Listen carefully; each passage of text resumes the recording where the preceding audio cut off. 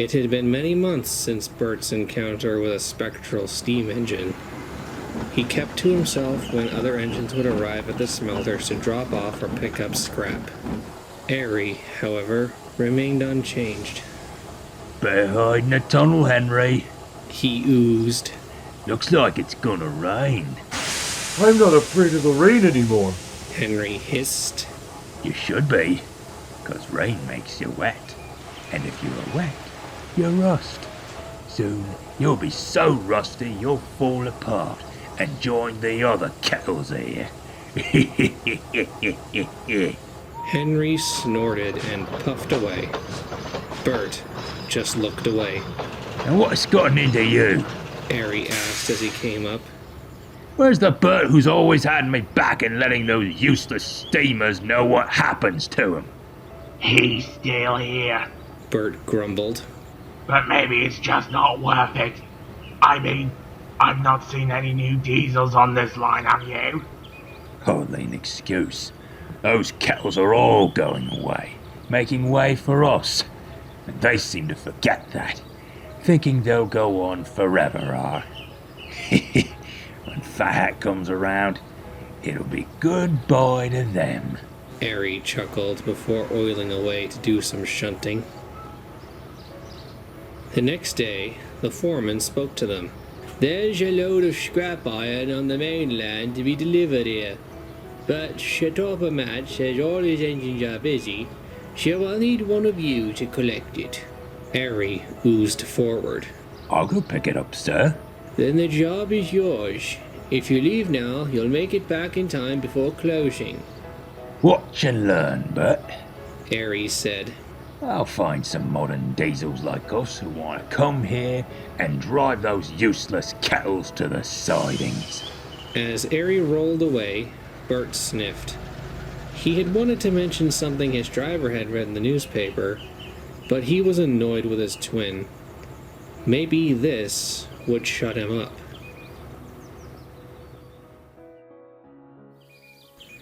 The sun was just setting as Arry rolled over the bridge leading from Sodor to the mainland. The sun shimmered on the water like molten metal in the smelters. Now isn't this a grand sight? He said to himself. Very soon, the sunset was gone, and the sky was dark by the time Arry rolled into the yard. It was packed with trucks and waiting diesels. Now, where's this train I'm meant to collect? He asked himself. Slowly, from the mist, a diesel pulling a goods train rolled into the yard and stopped. Ah, hello, my good engine. Arry called out. I'm looking for a train. Any chance you know where that is? The other diesel growled and looked down at Arry. Do I look like a bloomin' directory? Push off back to your cold, damp siding. It growled before purring away. Arry was confused. That's no way to speak to a fellow diesel. What's got up his exhaust? He didn't have long to wonder as another diesel backed down onto the train, pushing some tankers, adding them on. Arry spoke up again. Hello? I'm looking for a train of scrap heading for Sodor. Where do I find that? The diesel stared at Arry coldly. It stared for so long, it seemed like it was looking through him. Arry felt a shiver run down his cab. Over there, Shunter, The diesel said, looking across the yard toward some dark sidings. Thank you. Arry said hastily, and he oiled away. The other diesel watched him go till he was out of sight. Arry moved his way along the dark sidings slowly. It seemed quieter here. He felt himself getting a bit nervous. The yard lights on this end of the yard were out, so he could hardly see. Soon he found the waiting trucks and coupled up. He wanted to go, but the signal rose and he was stuck in the siding. As he looked around, he saw a long line of square shapes on a siding nearby. In the gloom, they looked like vans. But the closer he looked, he saw they were diesel shunters. And not just diesel shunters, but other diesels as well. They hadn't spoken a word as he had come over. "Is it time?" a voice asked. Arry looked up, wondering whose voice had spoken. It wasn't his driver. It had come from his left, from one of the diesels. "No," said another voice. This one was closer. "This is another train." The same voice then said in a lower tone, "It's one of us." "Oh no. Another sent to the sidings?" the first voice asked. "No. He's here doing work. How fortunate." So what? Arry grumbled. Of course I'm doing work. Why are you over here resting? This yard is a mess. I had to ask 2 diesels where my train was. "Who said we were resting? We're not resting." Well, you're not being useful if you're just sitting over there. A long pause hung over the air before the second voice spoke again. "That's just it. We are not useful. Not anymore." What does that mean? Diesels like us are always useful. We're the future. A deep, mournful sigh was heard, and the second voice continued. "We were the future, but that was years ago. Now we're yesterday's news, last year's model. Trash." Arry began to get nervous. This diesel wasn't talking like he expected. Diesels were the future, and his class had been the future. Diesel himself was proof enough that diesels were better than steam engines, more useful, more reliable, more Revolutionary. What do you mean? We replaced all those useless kettles, so of course we're useful. We're not trash, we're revolutionary. "Steam engines," the first voice said suddenly. "How I wish I was a steam engine." "We all wish that," the second voice said, talking to the first. "But that's not to be." Arry was now very confused. Why would a diesel want to be an inefficient, useless engine? Something weak and ancient. Okay, are you all on some bad fuel? No diesel on Earth would ever want to be a steam engine. They're old, clapped out, smoky, smelly. Timeless. Timeless and precious. Not many left. But diesels? There are so many of us. Why would anyone want to preserve us? My dear engine, you are blind. Blind and stuck in an era that has long since passed. Shunters like us, we're vermin. Nothing timeless or precious about us. If you don't understand that now, you will soon. We used to work here. Now, we await our fates. Suddenly, the yard light flicked on to illuminate the diesels before Arry. They were filthy, caked in grime and rust, with the words "scrap" painted in bold letters on their sides. Arry gasped, staring at them. So many diesels.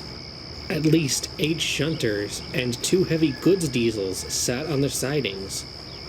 Many didn't even look up or acknowledge his presence. The owner of the second voice was looking right at him. His face was filthy and covered in rust streaks. His eyes widened as he read Arry's side. "Sodor! You're from Sodor!" Yes. Arry said slowly. "Take me with you. I'll do any work that's asked of me. Just take me away." "No, take me. I'll work with steam engines." The whole line of diesels woke up. Each began begging to be saved, taken to Sodor with Arry. Arry felt very crowded. Slowly the voices became more pleading, and also fighting between the voices began to ring out. Engines began putting down others, rather horrid names spewing from their mouths. Arry felt helpless, seeing so many engines, diesel engines, at their throats, sniping each other, all for the possibility of survival. Suddenly, the signal dropped, and Arry charged out of the siding, dragging the scrap train behind him as quick as he could. The voices still echoed behind him.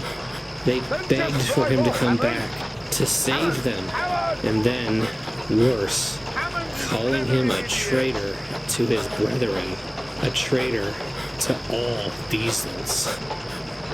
Arry didn't look back once, and he didn't stop until he rumbled over the bridge, back onto Sewell.